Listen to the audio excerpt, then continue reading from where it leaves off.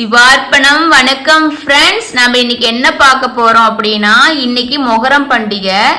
அதனால மொஹரம் பண்டிகைனா என்ன, அதன் வரலாறு என்ன அப்படின்னு சொல்லிட்டு நம்ம பார்க்கலாம் ஃப்ரெண்ட்ஸ். இஸ்லாமிய பண்டிகையில ரமலான், பக்ரீத் பண்டிகைகள் மட்டும் பெரும்பாலானவங்களுக்கு தெரிஞ்சிருக்கும். ஆனா இஸ்லாமியர்கள் இதனை தவிர்த்து பல பண்டிகைகளை கொண்டாடி வருகிறார்கள். அவற்றுல ஒண்ணுதான் மொஹரம் பண்டிகை. இஸ்லாமிய ஆண்டின் முதல் மாதமான மொஹரம் கடைபிடிக்க வருகிறது.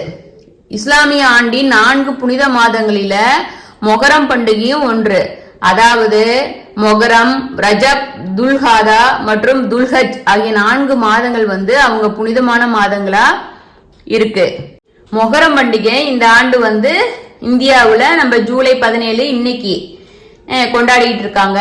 அரபு நாடுகளை என்ன பண்றாங்கன்னா நாளைக்கு தான் அவங்க அந்த தேதி கடைபிடிக்கிறாங்க.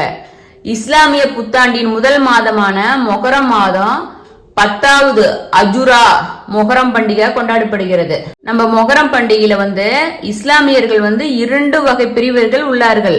ஒன்று சியா மற்றும் சன்னி பிரிவு இஸ்லாமியர்கள். இந்த 2 பிரிவுகளுமே இருவேறுபட்ட காரணங்களுக்காக நம்ம மொஹரம் பண்டிகையை கொண்டாடிட்டு இருக்காங்க. என்னன்னா, சியா பிரிவினர் கர்பாலா போரில் முகமது நபியின் பேரனான ஹுசைன் இப்னு அலி கொல்லப்பட்டதை எண்ணி துக்க நாளா மொஹரம் பண்டிகையை கடைபிடிக்கிறாங்க. மறுபுறம் சன்னி பிரிவினர் எகிப்திய அரசரை வெற்றி கொண்டதற்கான நாள் மொஹரம் பண்டிகையை கொண்டாடுறாங்க. இந்த புனித மாதத்தில் சண்டைகள் இடுவதும் புனித போர் புரிவதற்கும் தடை செய்யப்பட்டு இருக்கிறது. இஸ்லாமியர்கள் இந்த மாதத்துல 9 மற்றும் 10 நாட்களில் இந்த 10ஆம் நாள் மட்டுமே உண்ணா நோன்பு இருப்பார்கள். இந்த 10ஆம் நாள் தியாக திருநாளாக கொண்டாடப்பட்டு வருகிறது. அரபு மொழியில அசூரா என்று அழைக்கிறாங்க. இத இப்ப நமக்கு தெரிஞ்சது இவ்வளவுதான் ஃப்ரெண்ட்ஸ். அதனால மொஹரம் பண்டிகைனா என்ன அப்படின்னு சொல்லிட்டு நம்ம ஒரு சிம்பிளா சொல்லிட்டோம்.